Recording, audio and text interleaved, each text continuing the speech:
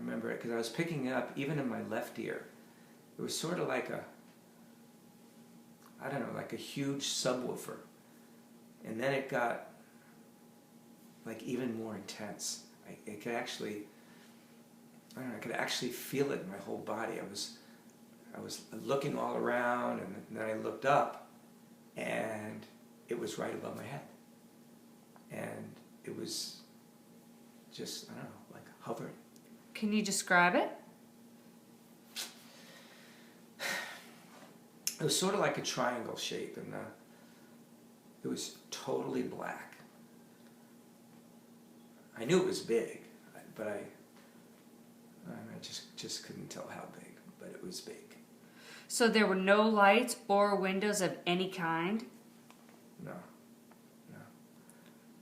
Whenever I hear about some UFO all covered with bright lights, I call bullshit, you know. I mean, the way I figure it, why come all this way through intergalactic space and then try to avoid being seen by humans with blinking lights all over your ship? You know, any recon mission my dad went on, they always went in the dark. How long did it hover here?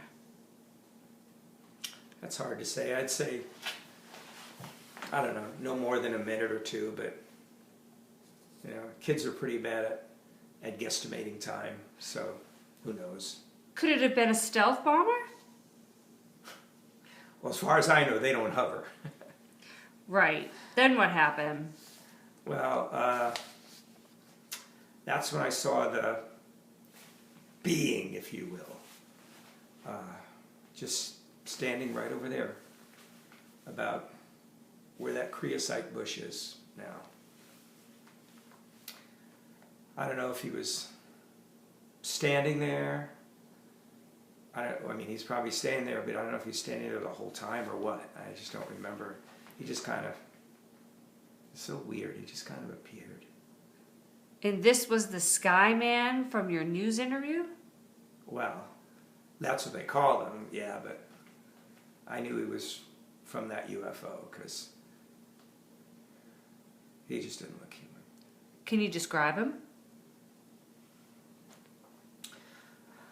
He was pretty tall, I'd say, real tall. I would say, for me, I mean, he was like 6'4", maybe more, and very thin. But he was really oddly proportioned. You know, not the same as us. He was wearing like a one-piece suit of some kind. It was tight-fitting, and it sounds funny, but it sort of glowed. I actually did a sketch of him years ago for UFO magazine. Sightings?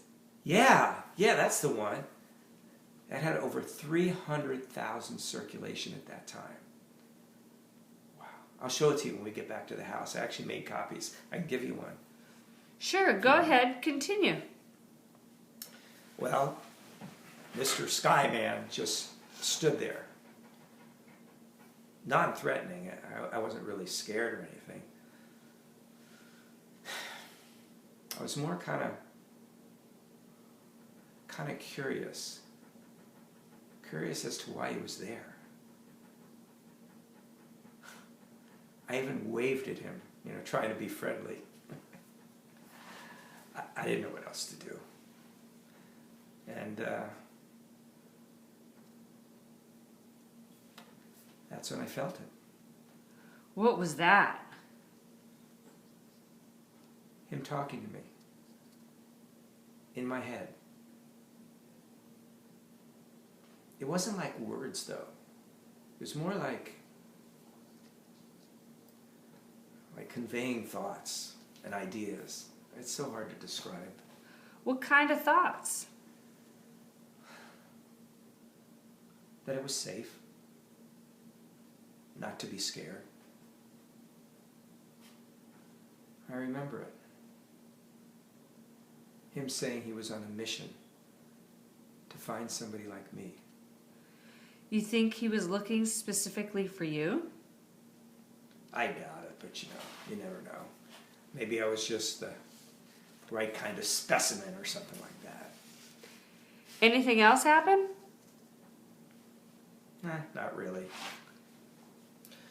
Except right about then, I heard my dad calling out for me over the hill. And that just like, it suddenly like broke my attention. And when I looked back, Mr. Skyman was just gone. He was like, not there anymore. The ship was gone too. And your father didn't see anything? Nope. He was on the other side of the hill. He did mention, though, that he felt that low hum. In fact, other people in the news mentioned that too. How did your parents react to all this? Well, my dad was skeptical at first, hearing all this from a 10-year-old. It's funny. Then he started seeing the reports on TV. And he claims to have seen a UFO himself when he was overseas, so he was more open-minded about it than Mama. She didn't want anything to do with it. In fact, it really teed her off. It teed her off that Dad got all excited and had me interviewed. That's what teed her off. What did you think of all the attention? Well, I don't know. At first, the whole thing felt a little strange, like kind of weird. Like a weird dream.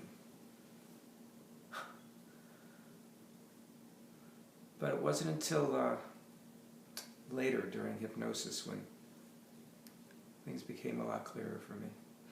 You underwent hypnosis? Yep. When I was 22. I only did 6 sessions, though, not like Betty and Barney Hill. They went on for 6 months. Did you learn anything?